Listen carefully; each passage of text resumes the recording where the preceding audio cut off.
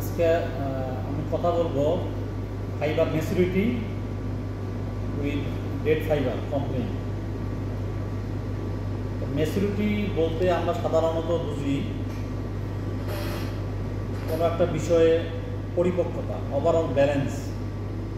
আর ফাইবারের ম্যাচুরিটি বলতে আমরা বুঝি যে আমরা জানি যে প্রত্যেকটা ফাইবার কিডনি শেপের এবং প্রত্যেকটা ফাইবারের লুমেন থাকে, ভিতরে ফাঁকা অংশ। এই লুমেনের সারফেস থেকে প্রাইমারি সেলের যে বর্ডার থাকে, এর যে দূরত্বটা, এই দূরত্বটা কতটুকু পুরুত্ব, কতটুকু মোটা বা চিকন, সেটাই আসলে ফাইবার ম্যাচুরিটি দ্বারা প্রকাশ করা হয়। একটা ফাইবার যখন জন্মে তখন প্রাইমারি সেলের সৃষ্টি হয়, এরপর আস্তে আস্তে আস্তে আস্তে সেকেন্ডারি ওয়াল তৈরি হয়। এই সেকেন্ডারি ওয়ালটা সেলুলোজ দ্বারা তৈরি হয়। তো সেলুলোজ যত বেশি হবে ফাইবার তত পরিপক্ক হবে বা ম্যাচুরিটি হবে। এখন যদি সেলুলোজ ফুলফিল হওয়ার আগেই যদি ফাইবারটা কালেক্ট করা হয় মাঠ থেকে, তখন সেটা ইমিচুর হিসেবে অ্যালাউ হবে। তো এই সেকেন্ডারি ওয়াল ফাইবার ম্যাচুরিটির জন্য গুরুত্বপূর্ণ একটা বিষয়। তো এই সেল ওয়াল থিকনেস যত বেশি হবে, অর্থাৎ সেলুলোজের পরিমাণ যত বেশি হবে, ফাইবার তত ম্যাচুরিটি হবে এবং সেটা হাই মাইক হবে। হাই মাইক, হাই ম্যাচুরিটি। আর যেটা ম্যাচুরিটি, যেটা সেলুলোজের পরিমাণ কম হবে, সেটার আপনার হলো ইমিচুর ফাইবার হবে, লো মাইক হবে। লো মাইক, লো ম্যাচুরিটি। তো ফাইবার লেন্থ, স্ট্রেংথ, মাইক্রোনিয়ার ভ্যালু আমরা জানি। ফাইবার লেন্থের ক্ষেত্রে, ফাইবার প্রপার্টিজের ক্ষেত্রে খুব একটা গুরুত্বপূর্ণ বিষয়। এখন ফাইবার ম্যাচুরিটি ইয়ান প্রসেসিংয়ে কী কী প্রভাব বিস্তার করতে পারে সেটা নিয়ে আমি কথা বলবো। একটা হলো যে ফাইবার যদি ইমেচুর হয় তাহলে ন্যাপস ইনক্রিজ হবে। কীভাবে ন্যাপস ইনক্রিজ হবে? আপনার ফাইবারটা যখন মাঠ থেকে সংগ্রহ করা হয়, ইমেচুর ফাইবার যদি হয়ে থাকে, সেটা আমরা জানি যে ফাইবারটা প্রথমে মাঠ থেকে সংগ্রহ করার পরে লুজ ফর্মে থাকে। সেটা একটা আপনার জিনিং প্রসেস করা হয়। সেটা আপনার মেকানিক্যাল উপায়ে সেটা করা হয়, সেখানে ক্লিনিং করা হয়। এরপরে ফাইনালি একটা বেল ফর্মে নিয়ে আসে। তো সেখানে যদি মেকানিক্যাল ট্রিটমেন্ট করা হয়, সেখানে আপনার ন্যাপসটা বাড়ে। এরপরে আপনার বেল ফর্ম হওয়ার পরে যখন স্পিনিং মিলে আসে, তখন আপনার হলো বোলোরুমের প্রত্যেকটা মেশিনে যে বিটিং পয়েন্ট আছে, সেখানে ন্যাপস ইনক্রিজ হয়।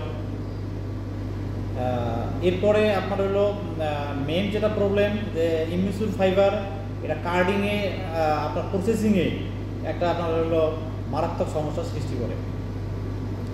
আপনার যেহেতু এখানে ন্যাপস তৈরি হয়, তাহলে আমরা ইজিলি বলতে পারি যে ইমিচুর ফাইবার আপনার হলো হাই শর্ট, ইমিচুর ফাইবার দ্বারা হাই শর্ট ফাইবার তৈরি হয়।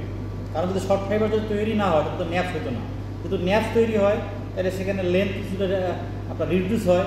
সেক্ষেত্রে আমরা বলতে পারি যে শর্ট ফাইবার ইনক্রিজ হয়। যদি শর্ট ফাইবার ইনক্রিজ হয়, সেক্ষেত্রে ওয়েস্টেজ কিছুটা বৃদ্ধি পায়, ইয়ান স্ট্রেংথ আপনার হলো লেস হয়। হ্যাঁ, এরপরে আপনার হলো মেইন যেটা সমস্যা হয়, যে USDA United State Department of এগ্রিকালচারের আপনার বিজ্ঞানীরা তারা গবেষণা করে দেখছে যে এই যে হোয়াইট স্পেক যে ন্যাপসটা আছে, এই ন্যাপসটা ডাইং করার পরে ডাই অ্যাবজর্ব করে না। এর ফলে কী হয়, ফিনিশড যে ফেব্রিক আছে, সেখানে দেখা যায় যে যেগুলো মেচুর ফাইবার, সেগুলোতে ডাই অ্যাবজর্পশন বেশি হয়, সেখানে ডার্ক কালার হয়। আর যেগুলো আপনার হলো ম্যাচুরিটি কম থাকে, হ্যাঁ, হোয়াইট স্পেক ন্যাপস যেগুলো, সেগুলো ডাই অ্যাবজর্পশন করতে পারে না, সেখানে আপনার লাইট কালার আপনার শো করে। তো এখানে একটা আপনার কালার ভেরিয়েশন বা শেড ভেরিয়েশনের তারতম্য এই আপনার মেচুরিটির কারণে দেখা যায়, যদি লেস মেচুরিটি এবং হাই মেচুরিটি ফাইবার যদি মিক্স আপ করা হয় আর কি। তো আনইভেন ডাইয়ের টেন্ডেন্সি থাকে এবং মার্কেট থেকে ডেড ফাইবার কমপ্লেন তারা দিয়ে থাকে। তো ডেড ফাইবার কমপ্লেন নামকরণ কেন আসলো, আপনার হলো ইমিউর ফাইবারটাই আসলে একটা ডেড ফাইবারের অংশ, যেহেতু ডেড ফাইবারের মধ্যে আপনার হলো সেলুলোজের পরিমাণ একেবারেই কম, হ্যাঁ, সেহেতু ডেড ফাইবার আপনার হলো ডাই অ্যাবজর্বেশন করতে পারে না। আর ডাই অ্যাবজর্বেশন না করার ডাই অ্যাবজর্বেশন না গ্রহণ করার কারণে তুলার যে ন্যাচারাল যে কালার হোয়াইট কালারই থাকে, এটাকে আপনার হলো এই জন্য হোয়াইট স্পেক্স বলে আর কি, যেটা ডেড ফাইবার কমপ্লেন হিসেবে আখ্যায়িত করা হয়।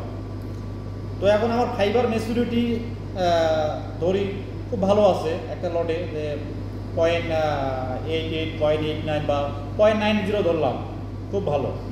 এখন এক্ষেত্রে আমরা বলতে পারবো না যে ফাইবারের মেচুরিটি তো আমার অনেক ভালো আছে, এখানে আমার ডেড ফাইবার কমপ্লেন আসবে না। হ্যাঁ, ডেড ফাইবার কমপ্লেন আসবে, সেক্ষেত্রে আমাদেরকে ওয়েস্টেজ দেখতে হবে। এখন আমার মেচুরিটি ঠিক আছে, আমি ব্লুরুম কার্ডিংয়ে টোটাল ওয়েস্টেজ 7% রাখলাম, তাহলে কিন্তু আপনি ডেড ফাইবার কমপ্লেন ঠেকাইতে পারবেন না। সব যে কোনো সময় কমপ্লেন আসার সম্ভাবনা থাকে আর কি।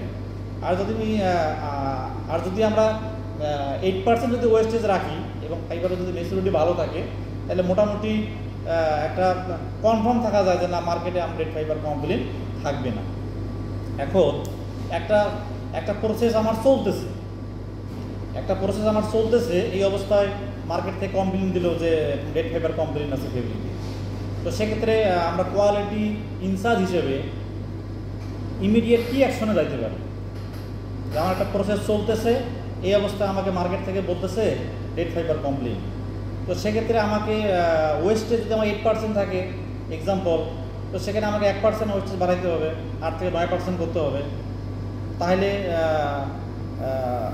আমরা মোটামুটি পরবর্তী লটগুলো যখন আমরা দেবো, তো সেক্ষেত্রে ডেড ফাইবার সম্ভাবনা খুব কম থাকবে।